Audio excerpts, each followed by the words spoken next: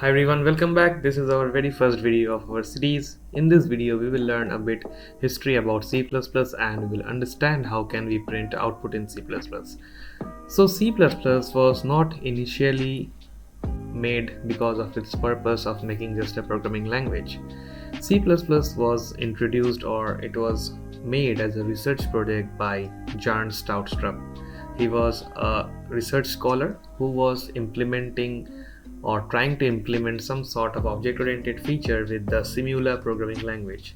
But drastically that idea of implementing the object-oriented programming concepts into the Simula project or Simula programming language failed because it actually hampered the speed of the programming language Simula.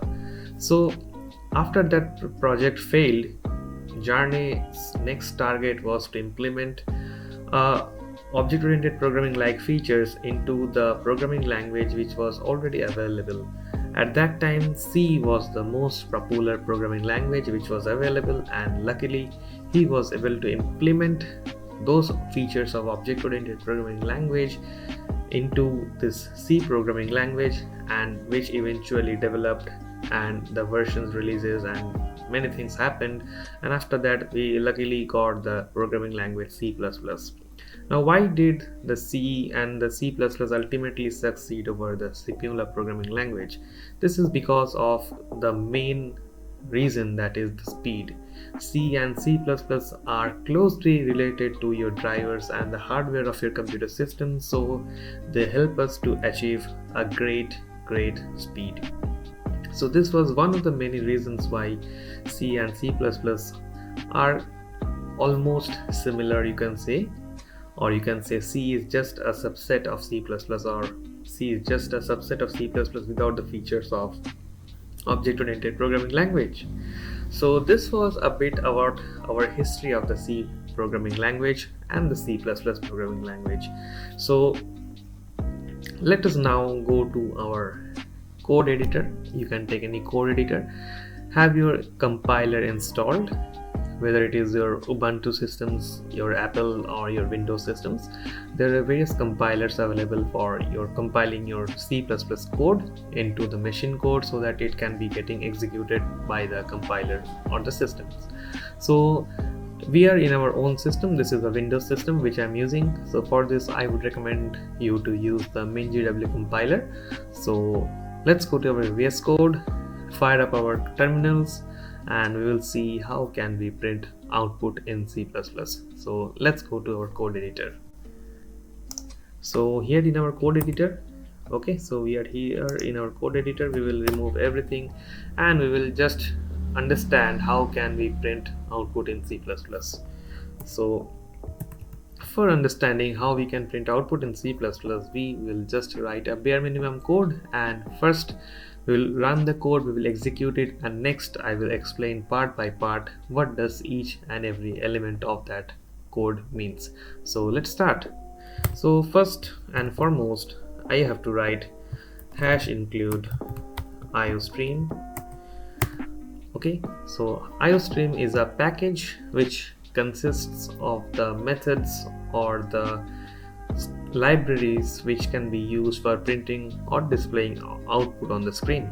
Okay, after that we will write using namespace std. Okay, std just means standard. We are using the standard namespace, and this standard namespace consists of the cout and the cin, which we will later use for printing output and taking input. Okay, now here in the third line we will come with the most important thing, or you can say the entry point of our code or any C++ code, which is the main method or the int main, you can say. Okay, so int main is actually the place from where the compiler starts executing your code.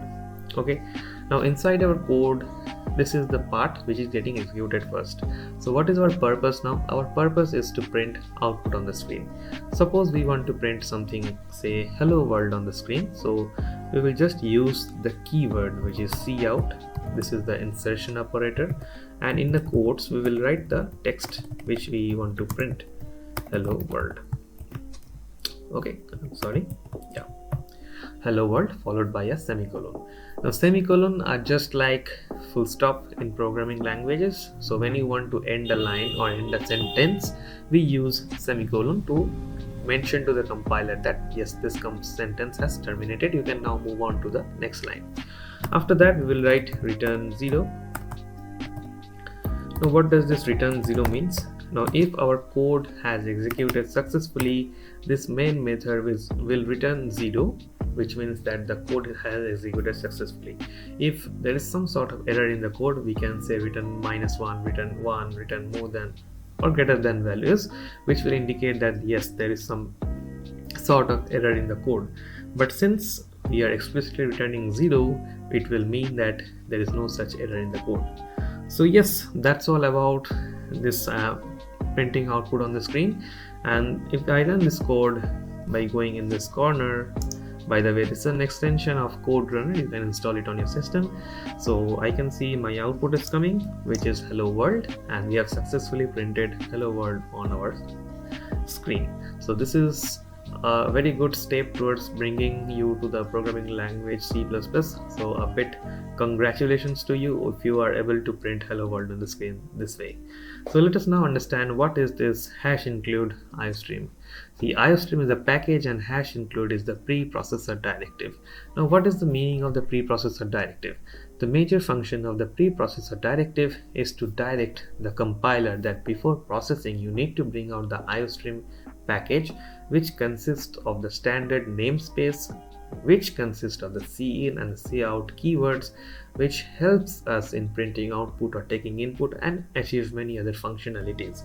For this purpose, we write this iostream and using namespace std. Now what is the main method? So the main method is the entry point of the program. This is the space from where the compiler starts executing our code and prints the output on the screen, which is as per this program. So that's it in this video. So this was all about printing output in C++. I will see you in the next video where we will learn about taking inputs in C++ and also printing them. So that's it. I will see you in the next video.